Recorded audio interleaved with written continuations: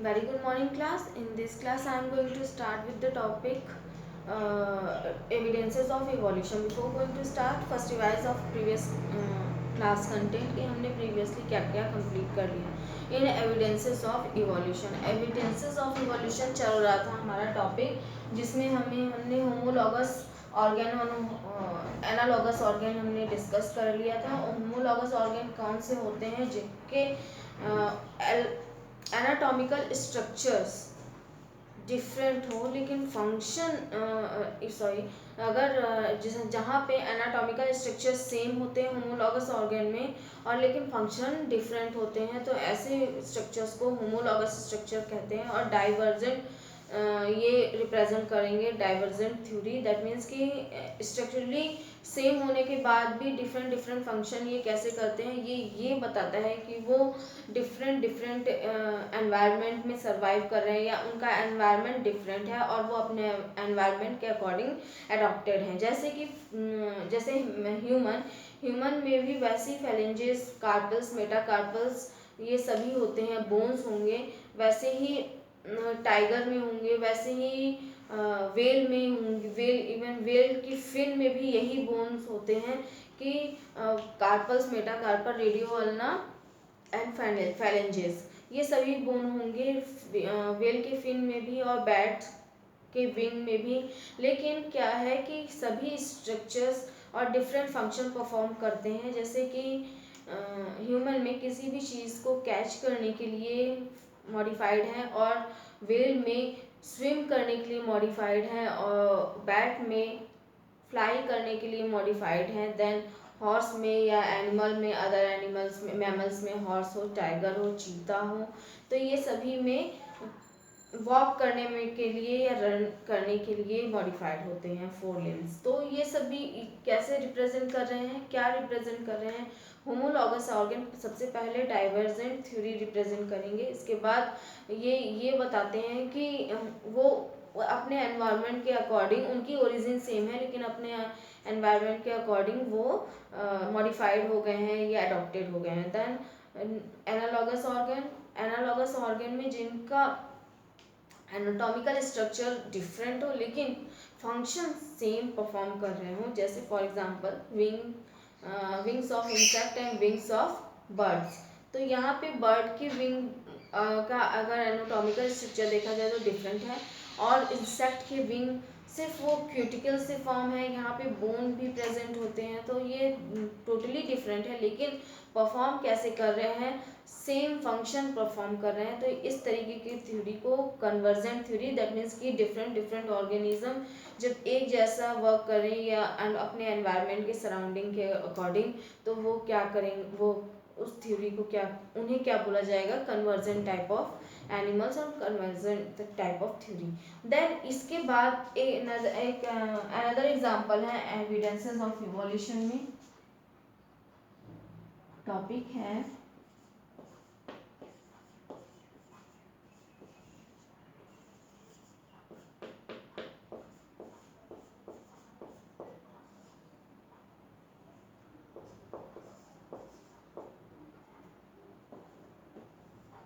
Evidences of evolution. तो इसमें another example homologous और एनालॉगस के बाद है. Another example is adaptation.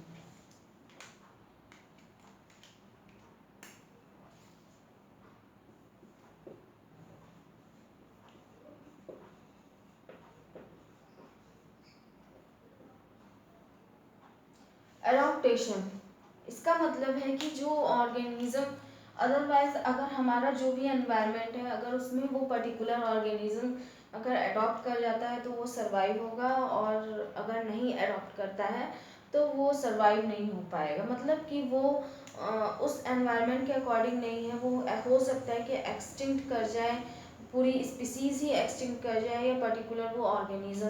तो ये कहीं ना कहीं सर्वाइवल ऑफ फिटेस्ट से भी रिलेटेड है एडॉप्टेशन की. जो उस एनवायरनमेंट में सर्वाइव है या फिट कर जाएगा वही अडॉप्ट कर वहीं पे भी उसमें एडॉप्टेशन होगा या जो अडॉप्ट करेंगे वही फिट होंगे. तो ये वाइस वर्सा ले सकते हैं. देन यहाँ पे एडॉप्टेशन एक एग्जांपल यहाँ पे मिला है इंग्लैंड का. in England,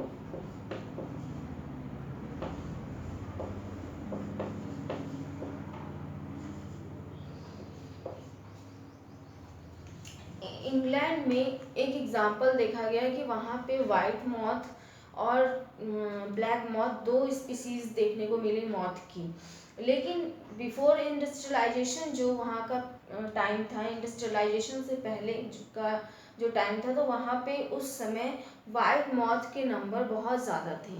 वाइट मॉथ का नंबर जो ब्लैक मॉथ है उनके कंपैरिजन में बहुत ज़्यादा थे। ये approximately in England there are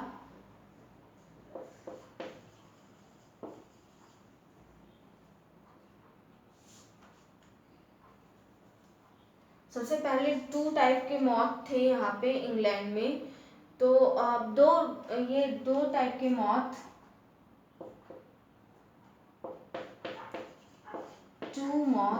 2 type of moths,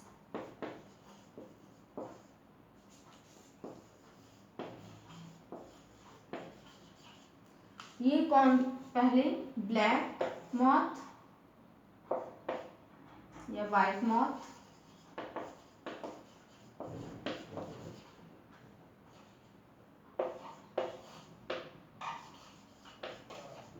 black moths, black moths, white moth and black moth ये दोनों ही मिले थे। लेकिन जो बिफोर इंडस्ट्रियलाइजेशन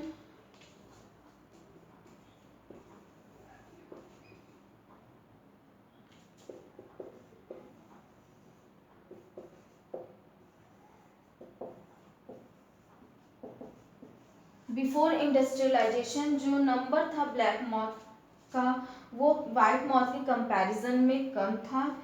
तो जो वाइट मॉथ थी ये कितने थे, अप्रोक्सीमेटली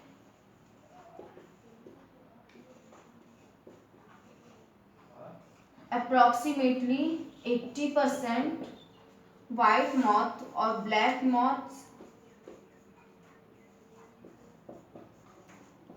अप्रोक्सीमेटली 20% जो नंबर है वो ब्लैक मॉथ का है। तो वहाँ पे जब बिफोर इंडस्ट्रियलाइजेशन से पहले 80% वाइट मॉथ थे और 20% ब्लैक मॉथ थे। ये ऐसा क्यों हुआ था, ये भी एडॉप्टेशन का है। लेकिन और इंडस्ट्रियलाइजेशन, पहले डेटा लिख लेते हैं कि इंडस्ट्रियलाइजेशन के बाद क्या हो गया।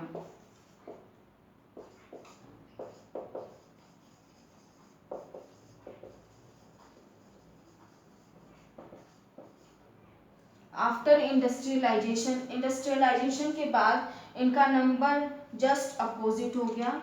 वाइट मॉथ 20% हो गए और ब्लैक मॉथ्स 80%।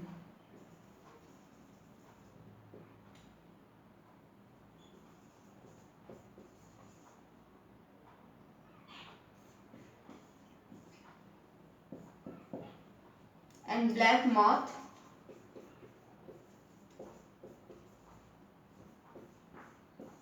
80%। ये जस्ट अपोजिट हो गया इनका नंबर जस्ट अपोजिट कैसे, क्या रीजन था अपोजिट होने का। ये बिफोर इंडस्ट्रियलाइजेशन से पहले जब वाइट मॉथ और ब्लैक मॉथ दोनों ही नंबर पे थे, दोनों ही मतलब कि फर्स्ट तो पहले कि वहाँ पे इंडस्ट्रियलाइजेशन नहीं था, दैट मीन कि पॉल्यूशन नहीं था। तो जो वहाँ पे ट्री ट्रंक थे वहाँ पे एल्गी और फंगस का कॉम्बिनेशन, दैट मीन्स कि लाइकेंस, वाइट लाइकेंस बहुत ज़्यादा थे ट्री ट्रंक पे। वाइट लाइकेंस होने की वजह से जो वाइट मॉथ थे वो सराउंडिंग में अपने छिप जा रहे थे। जो यहाँ पे ट्री ट्रंक है, यहाँ पे जब भी ट्री ट्रंक पे इन्हें छुपना हो रहा था तो ये मेजरली जो वहाँ के प्लांट थे और ट्रीज थी उनके ट्रंक पे लाइकेन बहुत ज़्यादा थे, क्योंकि पॉल्यूशन नहीं था। और लाइकेन्स और एक्चुअली में इंडिकेट पॉल्यूशन को ही इंडिकेट करते हैं। तो जिस जगह पे पॉल्यूशन नहीं रहता है वहीं पे लाइकेन सर्वाइव करते हैं। तो पूरे ट्री ट्रंक पे लाइकेन थे, जिसकी वजह से इस ट्री ट्रंक का कलर वाइट हो गया था।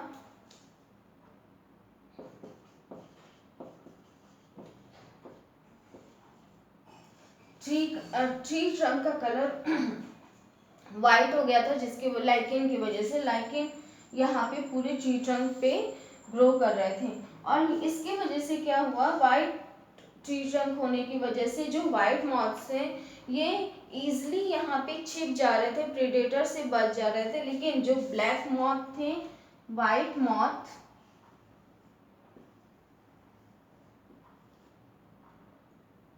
एंड ब्लैक मॉथ,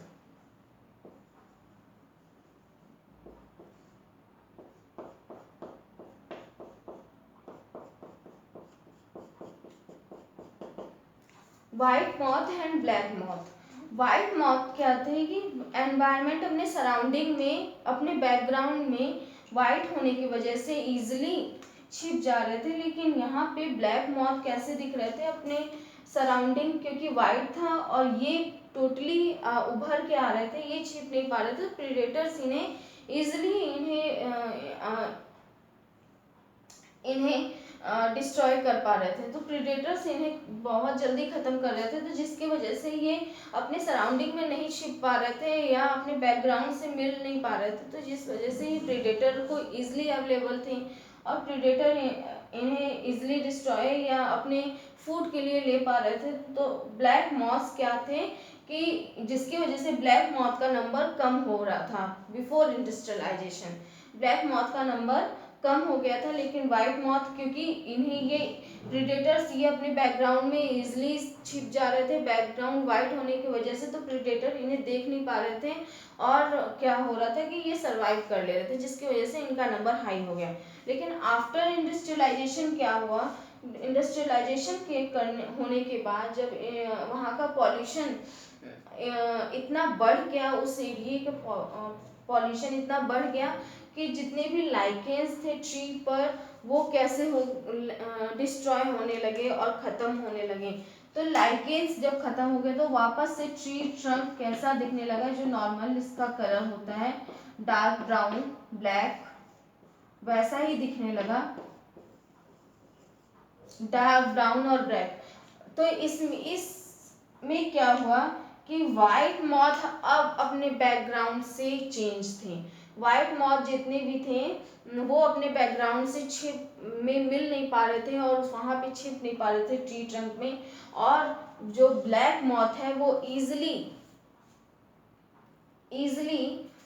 छिप जा रहे थे और इजिली इस ट्रंक में मिल जा रहे थे, क्योंकि दोनों का कलर ऑलमोस्ट सेम था। तो इस वजह से वो प्रीडेटर को नहीं इजिली अवेलेबल नहीं थे, और यहाँ पे प्रीडेटर के लिए वाइट मॉथ इजिली अवेलेबल थे क्योंकि ये छिप नहीं पा रहे थे। और टोटल ट्री का कलर कैसा हो गया था लाइकेन की एब्सेंस में, क्योंकि इंडस्ट्रियलाइजेशन हुआ, इंडस्ट्रियलाइजेशन से पॉल्यूशन बढ़ गया, इस एरिया का पॉल्यूशन बढ़ने से जो लाइकेन है वो फाइनली डिस्ट्रॉय हो गए, ख़त्म हो गए और होने लगे। और लाइकेंस ख़त्म होने के बाद जो ट्री ट्रंक है वो अगेन वाइट कलर से फिर से वो नॉर्मल जो उसका ट्री ट्रंक का कलर होता है डार्क ब्राउन ब्लैक, तो ये उस कलर में दिखने लगे। अब ऐसे में क्या हुआ कि ये जो वाइट मॉथ है ये इजिली अवेलेबल हो गया प्रेडेटर के लिए, और ब्लैक मॉथ ये अपने बैकग्राउंड से मिल रहे थे तो ये छिप जा रहे थे, तो जिसकी वजह से प्रेडेटर के लिए इजिली अवेलेबल नहीं थे और यहाँ पे वाइट मॉथ्स इजिली अवेलेबल थे ना। यहाँ पे जो वाइट मॉथ है तो इसके आफ्टर इंडस्ट्रियलाइजेशन क्या नंबर हुआ, जो वाइट मॉथ है इनका नंबर डिक्रीज हो गया और ब्लैक मॉथ का नंबर इंक्रीज हो गया क्योंकि ये सरवाइव कर पा रहे थे। तो ये आफ्टर इंडस्ट्रियलाइजेशन के बाद इनके अडॉप्टेशन को देखते हुए, क्योंकि ये अपने सराउंडिंग में भी अडॉप्ट थे, जो वाइट मॉथ था ये मॉथ थे ये अपने सराउंडिंग में भी अडॉप्टेड थे, अब इस वजह से ये सरवाइव इजली कर पा रहे थे ना। यहाँ पे ये कंक्लूजन जो निकला कि इवोल्यूशन धीरे धीरे हुआ है, ये चेंजेस के अकॉर्डिंग हुआ है, जहाँ पे जो स्पीसीज ज़्यादा टाइम तक सर्वाइव कर पाई है और प्रेडेटर से बच पाई है वो सर्वाइव कर पाएंगे। जो हमें अभी मिल रहे हैं दैट मीन्स कि या तो वो एडॉप्टेड हैं या तो वो प्रेडेटर से बच गए हैं, इस वजह से वो हमें दिख रहे हैं। और एनवायरनमेंट में अडॉप्टेड हैं और इसलिए वो प्रेडेटर से बच पाए हैं और इसलिए हमें इस समय जितने भी प्रेजेंट स्पीसीज हैं वो दिखाई दे रही है। नेक्स्ट टॉपिक है adaptive radiation.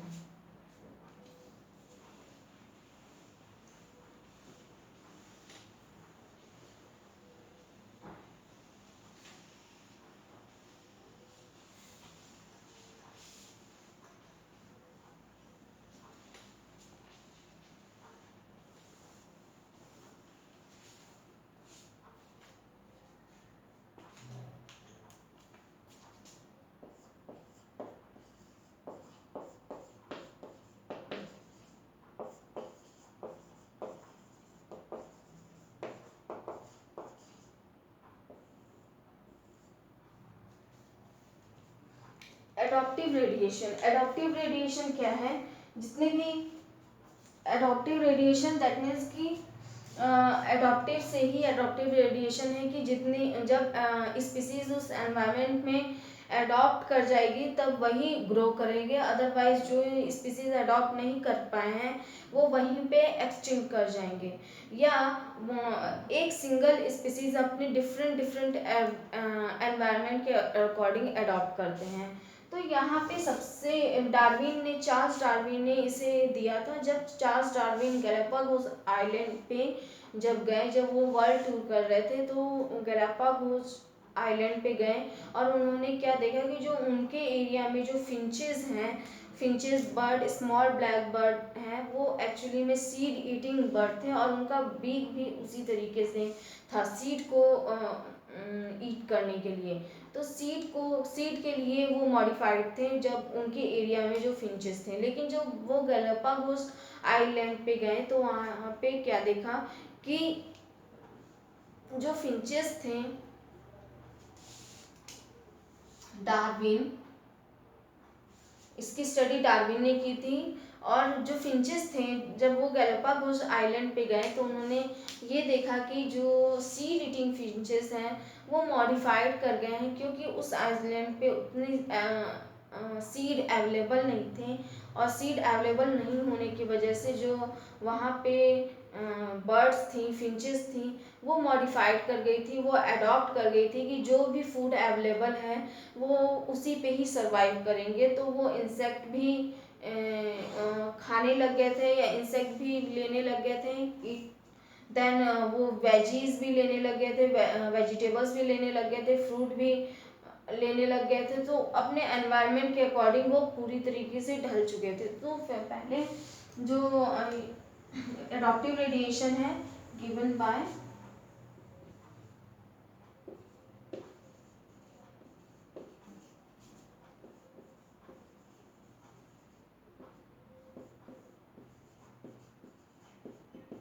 Charles Darwin.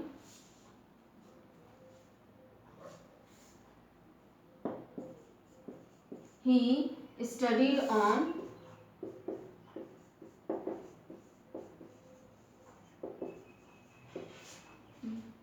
small black finches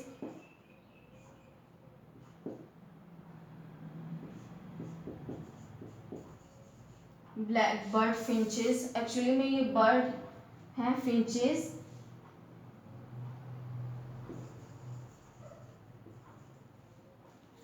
which are insectivorous,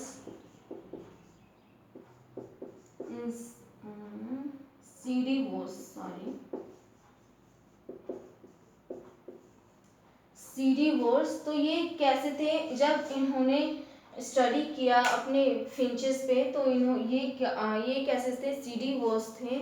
और फिर ये जब ये वर्ल्ड टूर कर रहे थे तब इन्होंने गैलापागोस ये आइलैंड पे गए और इन्होंने देखा कि different type of finches available थी इस गैलापागोस आइलैंड पे। जो स्मॉल बर्ड जो फिंचेस थी ये इंसेक्टिवोर्स भी वहाँ पे डिफरेंट टाइप ऑफ इंसेक्टिवोर्स भी इन्हें मिले और वेजिटेबल मतलब फ्रूगीवोर्स भी इन्हें मिले और वेजिटेबल ईटिंग बर्ड्स भी मिले। तो डिफरेंट टाइप ऑफ बर्ड्स इन्हें मिले। तो जब ये गए गैलापागोस आइलैंड पे,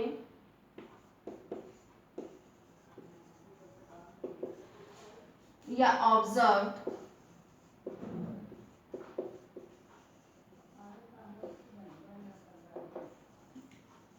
different types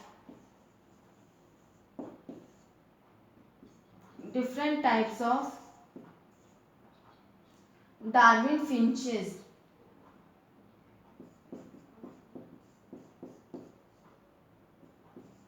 different type of finches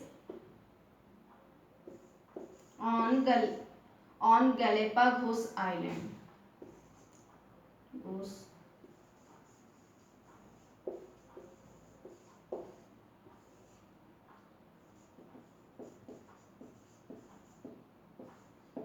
on Galapagos island ये कौन कौन सी फिंचेस थे? इंसेक्टिवोर्स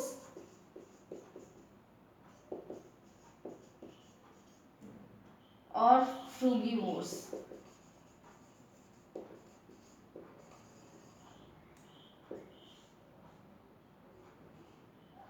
इंसेक्टिवोर्स और फ्रूगीवोर्स इन्हें मिले। तो इन्हें डिफरेंट टाइप ऑफ इंसेक्टिवोर्स और फ्रूगीवोर्स जब ये गैलापागोस आइलैंड पे गए तो इन्हें डिफरेंट टाइप ऑफ इंसेक्टिवोर्स और फ्रूगीवोर्स फिंचेस मिले। इन्हें बाद में जब इन्होंने अपना स्टडी रिप्रेजेंट किया या ऑब्जर्वेशन रिप्रेजेंट किया तब इन्हें इन फिंचेस को क्या बोला गया कि डार्विन फिंचेस, क्योंकि इसकी स्टडी भी डार्विन ने की थी, इस वजह से इन्हें डार्विन फिंचेस बोला गया। और इंसेक्टिवोर्स होने की वजह से फ्रूगीवोर्स होने, नॉर्मली जब ये सीडीवोर्स थे, जब ये सीड दैट मीन्स कि जब इन्होंने अपने आइलैंड जहाँ पे ये रह रहे थे अपने लोकेलिटी में, जब इन्होंने देखा सीडीवोर्स को तो उनके बीक शेप अलग थे और उनका मॉडिफिकेशन या मॉर्फोलॉजिकल जो स्ट्रक्चर होता है वो डिफरेंट था। लेकिन जब ये गैलापागोस आइलैंड पे गए तो इन्होंने इनके बीक का स्ट्रक्चर डिफरेंट देखा। वो बीक स्ट्रक्चर वो कैसे थे, सीड अगर वो फ्रूगीवोर्स थे या फ्रूगीवोर्स और वो ले रहे हैं जैसे कि नेक्टर्स अगर ले रहे हैं फ्लावर से या नेक्टिवोर्स हैं, तो उन्होंने क्या देखा कि वो डिफरेंट बीक स्ट्रक्चर उन्हें देखने को मिले। दैट मीन्स कि अगर जैसे कि सीडी वोर्स हैं वहाँ पे, यहाँ पे मैं लिख दे रही हूँ सीडी वोर्स,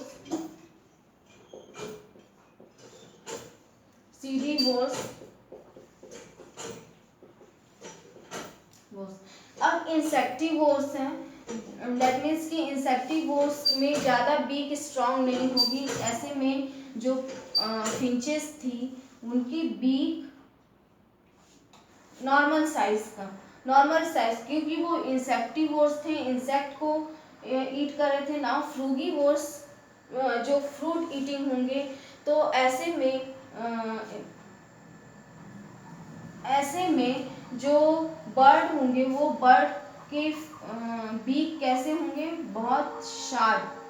फ्रूगीवोर्स होने की वजह से जो इनके बीक थे वो शार्प दिख रहे थे। और सीडीवोर्स में क्योंकि सीड को लेना है और सीड को फीड करना है, तो इसके लिए जो बीक यहाँ पे थे वो ब्रॉड और स्ट्रॉन्ग। बीक कैसे दिख रहे थे इन बर्ड्स में, ब्रॉड भी थे और स्ट्रॉन्ग भी बीक थे। नाउ नेक्टिवोर्स में कैसे बीक रहे, क्योंकि इन्हें नेक्टर लेना है, बहुत इनकी बीक शार्प होनी चाहिए और कर्व्ड होनी चाहिए इस तरीके से। तो इनकी बीक शार्प भी दिखी।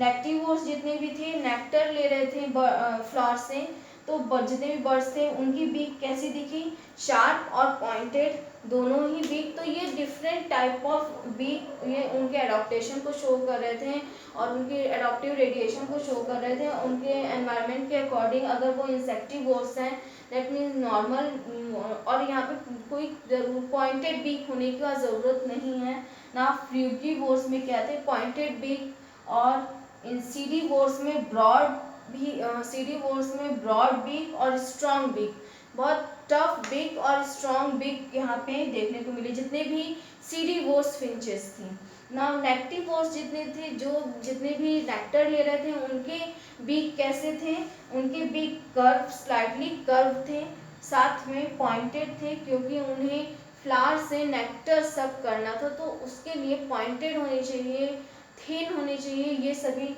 स्ट्रक्चर, तो इसके लिए ये मॉडिफाइड थे। तो ये सभी फिंचेस ही थी, लेकिन अपने एनवायरनमेंट के अकॉर्डिंग अडॉप्टेड थे और अपने सर्वाइवल के लिए अडॉप्टेड थे। और जिस गैलापागोस आइलैंड में वो डिफरेंट उनका फीडिंग मैकेनिज्म था, वो इंसेक्ट पे फीड कर रहे थे, सीड पे फीड कर रहे थे और नेक्टर पे फीड कर रहे थे और फ्रूट पे फीड कर रहे थे, तो उसके अकॉर्डिंग इनके बीक का स्ट्रक्चर चेंज होता गया।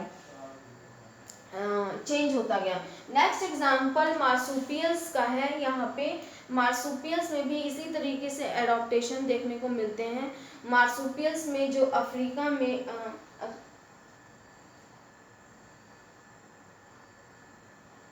ऑस्ट्रेलिया,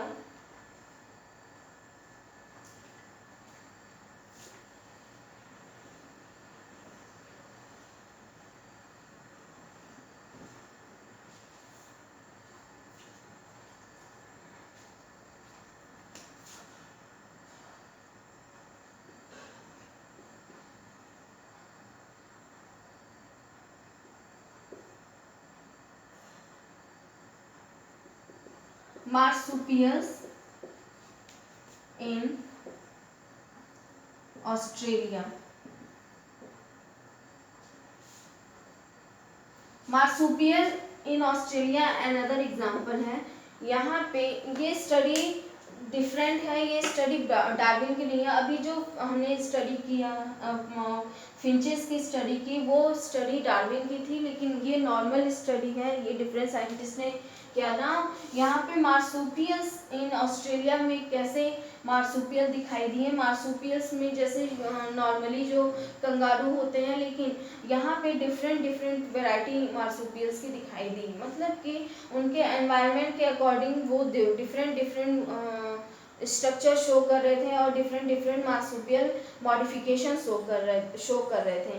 तो वो एनवायरनमेंट, वो जिस भी एनवायरनमेंट में रह रहे थे वो उसके लिए अडॉप्टेड थे, वेदर वो अगर लॉन्ग जंप कर रहे थे या क्लाइंबिंग टाइप के थे, ये डिफरेंट उनके बॉडी हैबिटेट, वो किस हैबिटेट में रह रहे हैं उनके अकॉर्डिंग थे। तो यहाँ पे लॉन्ग जंप करने वाले भी मार्सुपियल थे, long jump marsupials. Then habitat के अकॉर्डिंग ये वॉकिंग, क्लाइंबिंग,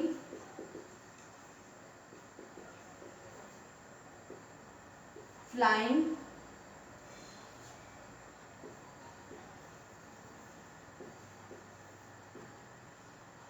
फ्लाइटिंग या फ्लाइंग टाइप का मार्सुपियल्स। तो ये डिफरेंट वे में उनके अडॉप्टेशन के अकॉर्डिंग ये दिखे, वो किस एनवायरनमेंट में रह रहे हैं जितने भी मार्सुपियल्स हैं।